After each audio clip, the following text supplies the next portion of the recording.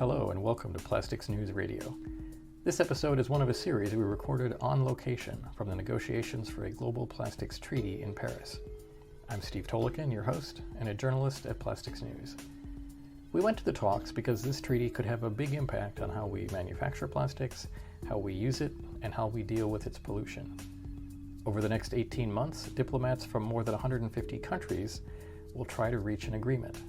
In Paris, I talked with both industry and environmental groups about what they want. In this episode, we hear from Graham Houlder, the head of Ceflex, a European industry group trying to make flexible packaging more recyclable. They want the treaty to include extended producer responsibility policies for packaging and global standards for recycling. Okay, we're here now with Graham Houlder, who is representing the European Flexible Packaging Organization, Ceflex. Graham, thank you for being on the podcast. You're welcome. Could you start by telling us briefly about Ceflex and what your goals are for this session? Obviously, there's diplomats from 170 countries gathering here, 1,700 observers like yourself and NGOs. So what are the goals you bring, and can you tell us a little bit about Ceflex? So Ceflex is a project which started about 6 years ago, looking at how we make all the materials that are used in flexible packaging circular so that they can be returned to the economy. And it's a European focused project, and the reason why we're at the global treaty meeting is because we've realized that there is no global flexible packaging organization who's engaged with making these materials circular to represent the industry. So we were asked to step up and share some of the knowledge that we've gained over the last 6 years in terms of how we make these materials circular. It seems like you have a couple of points reading through the filings you've given to the UN and some of your negotiating, some of your position points. You have a focus on, you'd like to see the treaty have globally harmonized design standards for recycling, recyclability, and a legislative-based framework for extended producer responsibility. Can you talk about those 2 points, and are there other key points? Sure. What we've realized over the last 6 years is that there are 4 key enablers that you need to have in place to support the circular economy. The first one is design, because if you design it correctly, that determines what it costs to collect, sort, and recycle it, what it can become end of life. That's why we're very keen to have global design standards accepted as part of the treaty, because trying to design for one country versus another country doesn't work, especially when a lot of these packs are sold. Identical packs are sold in countries next to each other or within the region. The second one is legislation. You need a legislative framework to create the level playing field so that everybody understands the rules of engagement. So if a brand owner wants to do the right thing and invest in recycled content, for instance, and his colleagues, the other companies in their sector don't follow, they're going to pay more for the solution, and they can only afford to do that for so long before the accountants say, well, actually, so far no more, let's go back and make sure we're still competitive. So the legislation sets that level playing field so that good actions are hopefully rewarded. The implementation of the level playing field is extended producer responsibility, which is, okay, how much does it cost to collect, sort, and recycle this? What kind of recycled mix do we need in terms of the qualities? So they design the system that supports meeting the legislative framework. They also have to have enough money in the system to make sure that that's possible. And the money comes from the EPR fees, which the brand owners and retailers pay when they place the product onto the market. Then the fourth enabler is to make sure that everybody understands the model and their role in it, so that we're all going in the same direction. If people are going left, right, backwards, forwards, it's very difficult to build the critical mass needed to realize the circular economy for flexible packaging. So that's why we've included those 3 asks of the treaty. Okay. The treaty discussions themselves are very broad. Obviously, you're getting into, there are issues and concerns around public health with plastics. There's issues and concerns around chemical additives. fence line communities, the informal recyclers, the waste pickers. Many, many topics are being discussed here.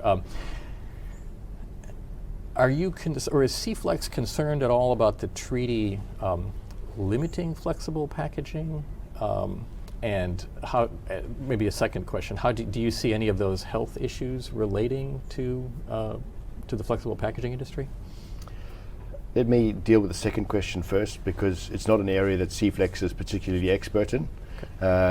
We do know that all the flexible packaging placed onto the market complies with food safety legislation, and if it's good enough to eat, one must assume that there are limited issues in terms of chemical leakages and other things like that. Where these are identified, like PFAs and things like that, they are increasingly addressed by the industry as soon as they become an issue. So that's not an area that Ceflex is particularly positioned to comment on. Where we do have concerns, and your first question is, this is a huge space, and it's very easy just to get lost in the discussions related to health, leakage, chemicals, all these kinds of things. And especially underprivileged communities, which need also to be recognized in terms of the role that they play in many parts of the world in collecting these materials. So while we think these are very important discussions to be had, they need to be put on the table. But they are identifying the problem, whereas what the treaty needs to do is identify solutions which are going to enable us to make these materials circular. So the circular economy is a key theme. Right now, we think it's probably too early to have the circularity discussion in detail. We still need to build understanding and hopefully acceptance that delivering a solution is possible, and that it's economically possible, but it's also possible to engage the communities which are at risk of being compromised. It's also possible to solve the chemical leakage problems and leakage into the environment problems. And I think that's the key discussions that I'm expecting us to have at this INC. How do you think we're doing in general with recycling of flexible packaging or circularity of flexible packaging? Like in the United States, where I'm from, we can't recycle our flexibles curbside. But just in general, how can you talk about how you think we're doing with recycling of flexibles? It always depends on your frame of reference. If you have to say where are we today compared with where we want to be, we're a long way from where we need to be. But if you had to say, well, where are we today compared with 5 years ago, I'd say we've made huge strides. Flexible packaging materials are collected, sorted and recycled in most European countries today to a varying degree. Some do a lot of collection, sorting and recycling. Other countries are only really starting to embrace this at the entry level. These materials are eminently recyclable. A big transparent polyethylene film, somebody will pay you to come and get that material. And so in some ways we've never needed to recycle, to get these materials collected, because traders actually actively collect this material and pay for it at the back of store and things like that. The more challenging ones are the consumer flexibles, which have got product soil in them and stuff like that. But even those these days are increasingly recycled. We did some research lately in 4 different countries that shows that over 60% of the consumer flexible packaging is already monomaterial. If it's monomaterial, it's probably mono PE or mono PP or mono paper. We have recycling streams for all of those things. So we now have the data, but we also know that it's actually happening increasingly throughout Europe. But it needs to happen everywhere.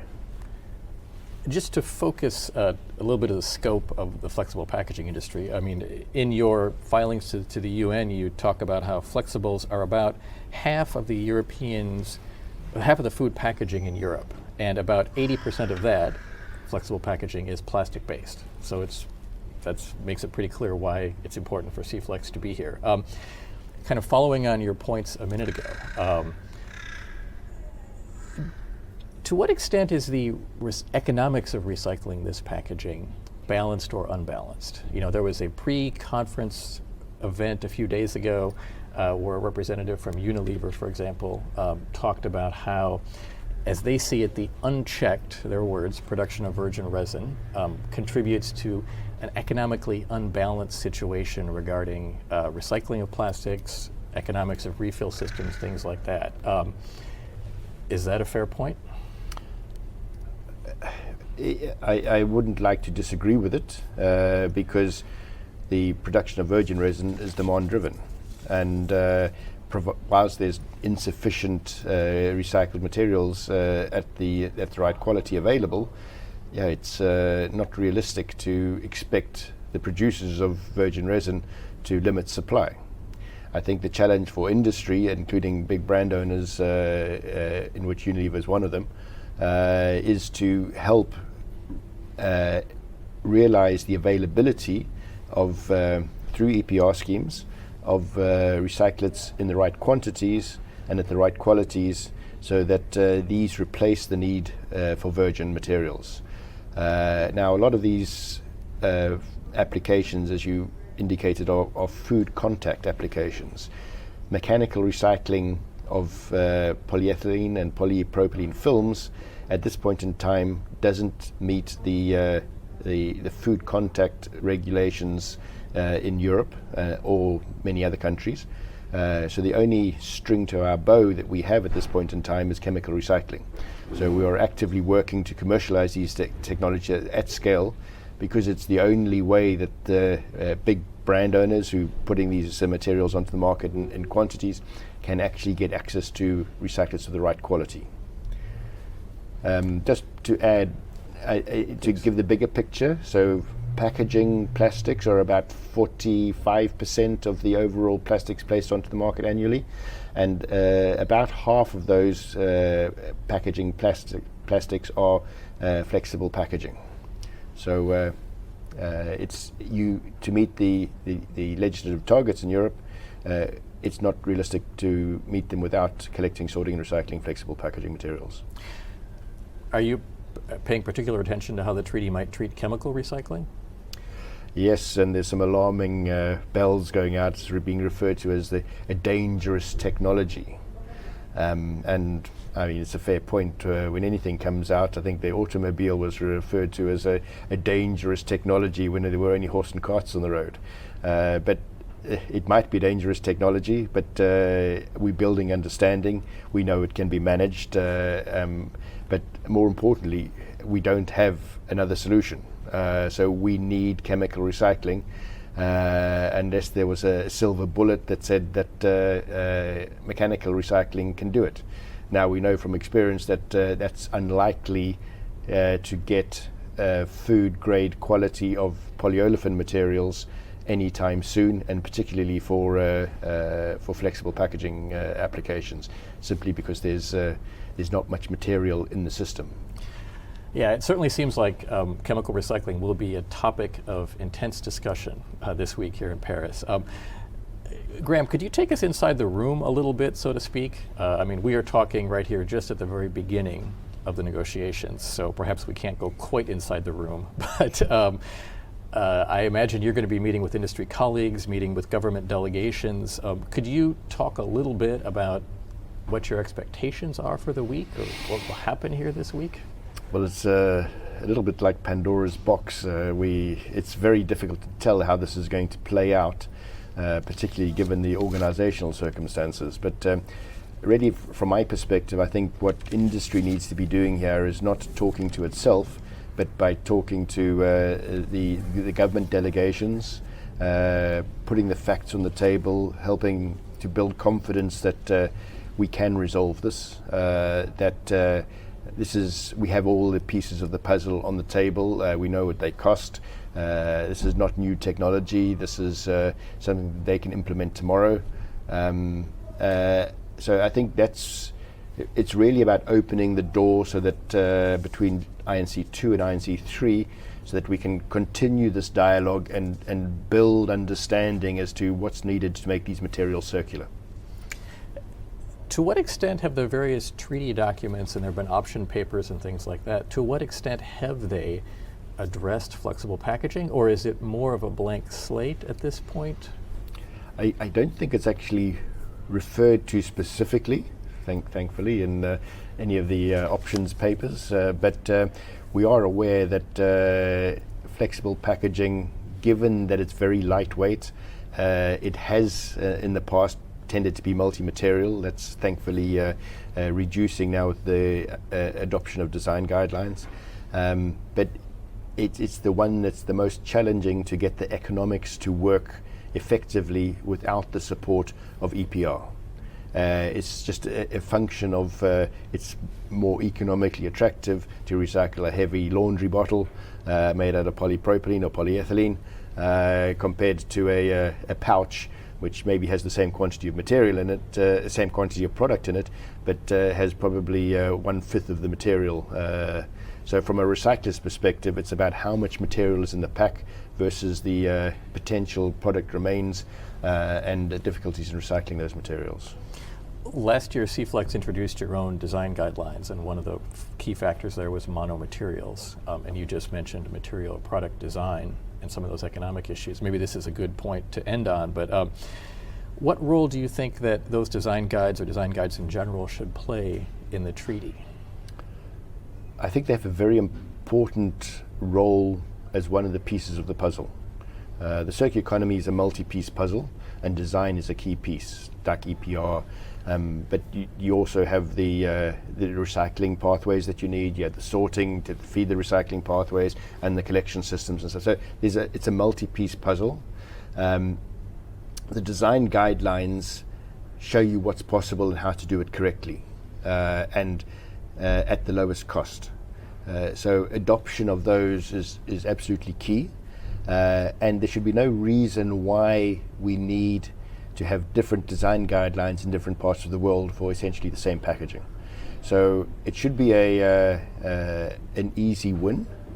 However, we have still in Europe lots of discussions on what the design guidelines are and to harmonize them. And this is currently happening in the CEN standardization process, which ideally would become an ISO process, which would be globally relevant then. Okay, well that seems like a good place to end this discussion on. Graham, thank you very much for joining us and giving us a lot of insight into how the flexible packaging industry sees the Global Plastics Treaty. Thank you very much.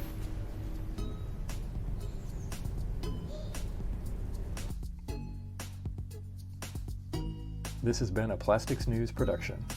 For more on the Global Plastics Treaty and other stories on plastics public policy matters, visit us at plasticsnews.com. And thanks for listening.